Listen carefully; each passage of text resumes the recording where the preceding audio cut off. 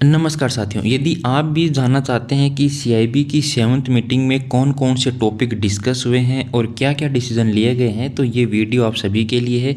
जैसा कि आप सभी जानते हैं साथियों, ऑल इंडिया में जितने भी एमसीएज हैं उन सभी की सबसे पावरफुल जो कमेटी है वो साथियों आप सभी जानते हैं सीआईबी है। अब इसके अंदर जो भी डिसीजन होते हैं वो सभी एमसीएज में लागू होते हैं।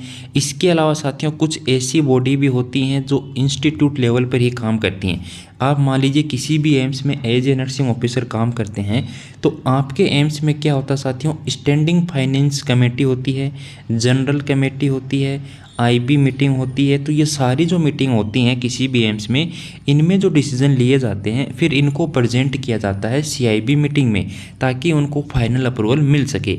उसके बाद साथियों देखिए एक एग्जांपल के थ्रू समझ लेते हैं। जैसे मान लीजिए आप एम्स भोपाल में काम कर रहे हैं और एम्स भोपाल में अभी आपको कोई भी अलाउंस नहीं मिल रहा है, जैसे ओटी अलाउंस है या फिर जैसे आईसीयू अलाउंस है, ये नहीं मिल रहा है।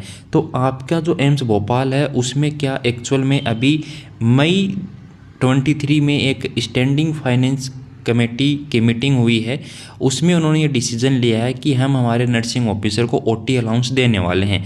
अब क्या हुआ साथियों, जब ये सीआईबी की 7th मीटिंग हुई है तो इसमें ये प्रेजेंट किया गया था।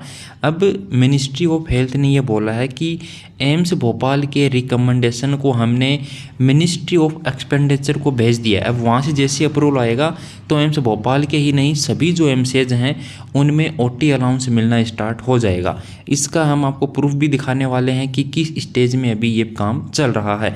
तो चलिए साथियों डिस्कस कर देते हैं। जो 7th मीटिंग हुई थी साथियों 29 जुलाई को, उसका हमने आपको पहले भी इन्फॉर्म कर दिया था कि यहाँ पर कुछ इंपॉर्टेंट डिस्कस हुआ है। ये जो लिस्ट है साथियों वो सभी मेंबर्स की है जिन्होंने यहाँ पर सीआईबी की 7th मीटिंग को ज्वाइन किया था। तो जितने भी एम्स हैं 21 एम्स के यहाँ पर डायरेक्टर हैं जिन्होंने यहाँ पर इनको ज्वाइन किया था। इसके अलावा जो प्रेसिडेंट होते हैं एम्स के उन्होंने भी इसको ज्वाइन किया है। यहाँ पर साथियों सबसे पहला जो पॉइंट है और सबसे इम्पोर्टेंट जो पॉइंट है सीआईबी की 7th मीटिंग का, वही इम्पोर्टेंट है।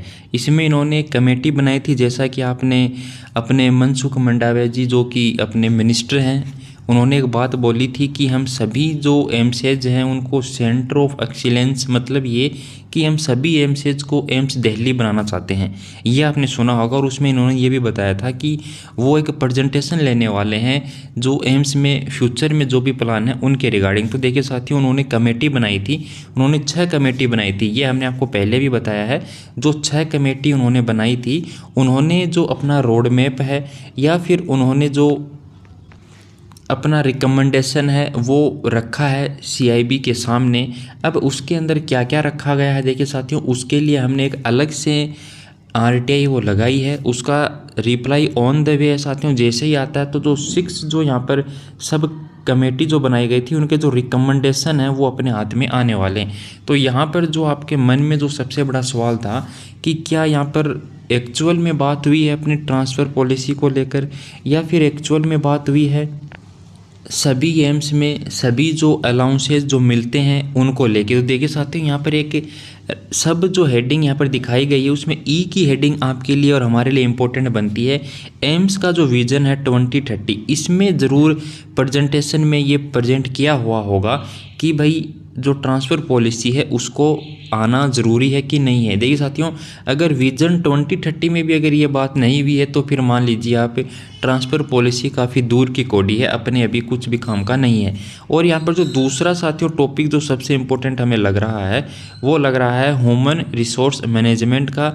और तीसरा जो अपने लिए इम्पोर्टेंट है वो है enhancing patient experience and ICT. ठीक है, ये तीनों ही टॉपिक है, इनके लिए हमने एक अलग से लगा रखे साथियों। उसका रिप्लाई जैसे ही आता है तो हम भी इसके लिए एक्साइट हैं कि क्या होता है एम्स विजन 2030 में इन्होंने क्या प्रेजेंट किया है। क्योंकि साथियों यहाँ पर जो इस बार सीआईबी जो मीटिंग थी 7th, उसके जो चेयरमैन थे वो मनसुख मंडाविया जी थे, तो इनके सामने ही सब कुछ प्रेजेंट किया गया है। तो हमें भी वेट है और आपको भी इंतज़ार है। अब देखिए साथियों यदि आपकी फैमिली में कोई भी ऐसे हैं जो एम्स से बीएससी नर्सिंग, पैरामेडिकल का कोर्स या बीएससी नर्सिंग, एमएससी नर्सिंग करने का अगर रखते हैं कि हमें एम्स से ही करना है, तो उनके लिए भी एक गुड न्यूज़ है। सीआईबी की 7th मीटिंग में ये प्रपोजल रखा गया है कि जितने भी नए एम्स जो ओपन हो रहे हैं उनमें भी अब ये जो सारे कोर्सेज हैं वो स्टार्ट किए जाने हैं। जैसा कि यहाँ पर आप 6th आइटम देख सकते हैं सीआईबी की 7th मीटिंग का, जो कि आपके लिए इम्पोर्टेंट है। इसके अलावा एक्चुअल में साथियों है क्या कि कुछ एम्सेज ऐसे हैं जिनमें कुछ कोर्सेज की जो टाइम पीरियड है जो अलग अलग है। जैसे मान लीजिए एक एम्स में 4.5 ईयर का कोर्स चल रहा है, तो उसी कोर्स को दूसरा जो एम्स है वो 4 ईयर में कंप्लीट करवा रहा है। इंटर्नशिप को लेकर भी साथियों साफ साफ बातें नहीं बोली गई हैं। कोई एम्स है बोल रहे हैं कि हम इंटर्नशिप नहीं करवाएंगे, कुछ एम्स है जो बोल रहे हैं कि नहीं इंटर्नशिप कंपलसरी है। तो इसको लेकर भी यहाँ पर एक डिसीजन हुआ है और उसमें इन्होंने ये बताया है, जैसा कि यहाँ पर आप देख पा रहे हैं, जो कि पॉइंट नंबर सीआईबी का 7th ई है। इसमें इन्होंने बताया कि यूनिफॉर्म नोमेनक्लेचर बनेगा। एक्चुअल में साथ जो पैरामेडिकल के जो कोर्सेज हैं उनके कोर्स एक ही है लेकिन नाम अलग अलग रख दिए गए हैं हर एम्स में। आप देखेंगे एम्स ऋषिकेश में और एम्स भोपाल में ऐसा देखा गया है। इसके अलावा आपका एम्स भुवनेश्वर में भी नाम चेंज किया गया है, एम्स देवघर में भी नाम अलग है। तो ये जो सारी बातें हैं यहाँ पे, इसके अलावा जो आपका इंटर्नशिप है वो होगी कि नहीं होगी, जो कोर्स है उसका ड्यूरेशन भी अलग अलग है। तो ये सभी के लिए यहाँ पर अब एमएससी जो कोर्सेज हैं उनके लिए भी एक डिसीजन होने वाला है। तो अगर आप फ्यूचर में एम्स से एमएससी नर्सिंग या फिर बीएससी पैरामेडिकल या फिर बीएससी नर्सिंग जो भी कोर्स करना चाहते हैं, तो आपके लिए यहाँ पर एक गुड न्यूज़ आने वाली है जो कि नेक्स्ट सीआईबी मीटिंग में हो सकता है।